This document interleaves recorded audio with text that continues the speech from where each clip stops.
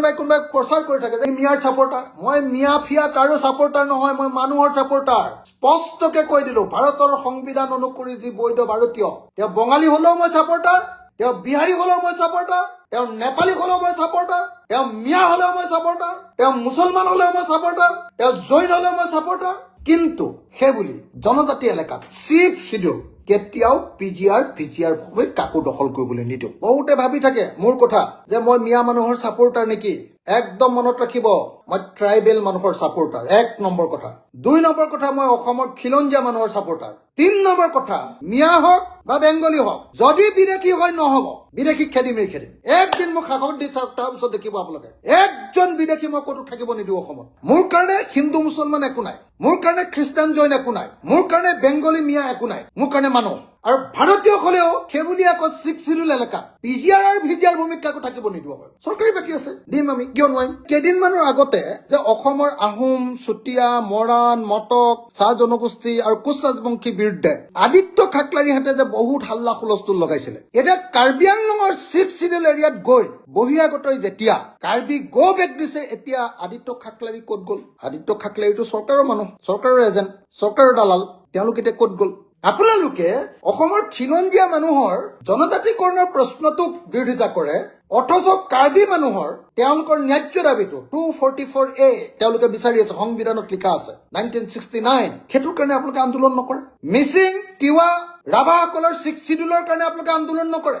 আহোমৰ বিৰুদ্ধে আন্দোলন কৰে আপোনালোকে, মৰাণৰ বিৰুদ্ধে আন্দোলন কৰে, মটকৰ বিৰুদ্ধে আন্দোলন কৰে। লাগিব লাগে ক'ত, লাগি আছে ক'ত? আপোনালোকে কাৰ্বিসকলক লগত লৈ আজি 244A ষ্টেট উইদিন ষ্টেট, অসমতে থাকি কাৰ্বিসকলক অধিক ক্ষমতা দিবৰ কাৰণে লাগিব লাগে। কাৰ্বিসকলৰ ভূমিৰ পৰা বহিৰাগত জয় শ্ৰীৰাম পাৰ্টিটোক আঁতৰাই দিবৰ কাৰণে আপোনালোকে মাত পাতিব লাগে। তাত আদিত্য খাকলাৰী আৰু CCTO ক'ত, এতিয়া ক'ত গ'ল?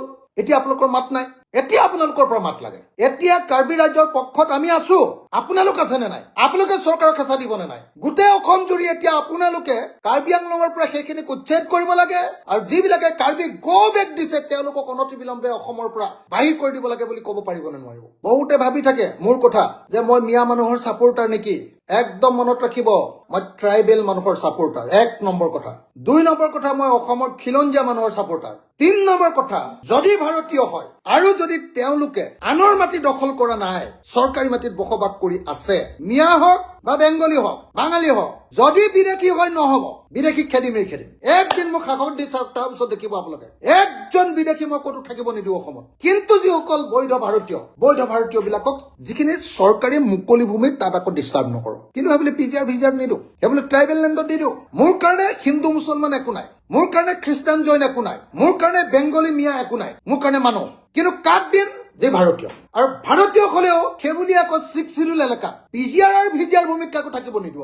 চৰকাৰী বাকী আছে, দিম আমি, কিয় নোৱাৰিম। অসমত মাটি আছে, দিব পাৰিম। মোক কোনোবাই প্ৰচাৰ কৰি থাকে যে মিয়াৰ ছাপোৰ্টাৰ। মই মিয়া ফিয়া কাৰো ছাপোৰ্টাৰ নহয়, মই মানুহৰ ছাপোৰ্টাৰ। স্পষ্টকে কৈ দিলো, ভাৰতৰ সংবিধান অনুসৰি যি বৈধ ভাৰতীয়, তেওঁ বঙালী হলেও মই ছাপোৰ্টাৰ, তেওঁ বিহাৰী হলেও মই ছাপোৰ্টাৰ, তেওঁ নেপালী হলেও মই ছাপোৰ্টাৰ, তেওঁ মিয়া হলেও মই ছাপোৰ্টাৰ, তেওঁ মুছলমান হলেও মই ছাপোৰ্টাৰ, তেওঁ জৈন হলেও মই ছাপোৰ্টাৰ, সকলোৰে প্ৰতি মই ছাপোৰ্টাৰ। কিন্তু সেইবুলি জনজাতি এলেকাত 6th শিডিউল কেতিয়াও পিজিআৰ ভিজিআৰ ভাৱে কাকো দখল কৰিবলৈ নিদিওঁ। গতিকে মই আপোনালোকক সকলোকে অনুৰোধ কৰিছো, আহক কাৰ্বিসকলৰ এই সংকটৰ সময়ত আমি সকলোৱে কাৰ্বিৰ লগত থাকো। মই কাৰ্বিৰ লগত আছো, লোক ঢাক মোৰ নাই, মই কাৰ্বিৰ লগত আছো। যিদিনাই বিচাৰে, এতিয়া মই উত্তেজিত কৰিবলৈ গৈছো বুলি ভাবি কোনোবাই হাল্লা কৰিবৰ কাৰণেহে মই যোৱা নাই এতিয়ালৈকে, নহলে মই ৰৈ আছো কোনদিনা যাম কাৰ্বি ৰাইজৰ ওচৰলৈ। মই মানৱতাৰ লগত আছো, মই মানুহৰ লগত আছো। আৰু খিলঞ্জীয়া আৰু ভূমিপুত্ৰ কাৰ্বিসকলৰ লগত মই 110% আছো। পৃথিৱীৰ কোনেও মোক তাৰ পৰা আঁতৰাব নোৱাৰে। গতিকে মই আপোনালোক সকলোকে এই সময়ত কাৰ্বিৰ পক্ষত অৱস্থান ল'বৰ কাৰণে আহ্বান জনাইছো। এই সময়ত খিলঞ্জীয়া কাৰ্বিসকলৰ লগত থাকিবৰ কাৰণে অনুৰোধ জনাইছো। প্লিজ আমাৰ কাৰ্বিসকলক, যিসকলে কাৰ্বি আংলঙৰ ভিতৰত 6th শিডিউল এৰিয়াৰ ভিতৰত কাৰ্বি গো বেক দিছে, এটাকে বিচাৰি উলিয়াই সিহঁতক খেদিব লাগিব। যিকেইটাই দিছে, ক'ত সাহস পাইছে ইয়াত? কাৰ্বি আংলঙত কাৰ্বি গো বেক দিব পাৰে, কাৰ্বিক চাইনিজ বুলি ক'বলৈ আহিছে? এইটো নহব। মই এই মুহূৰ্তত কাৰ্বি ৰাইজৰ লগত আছো বুলি ঘোষণা কৰিছো।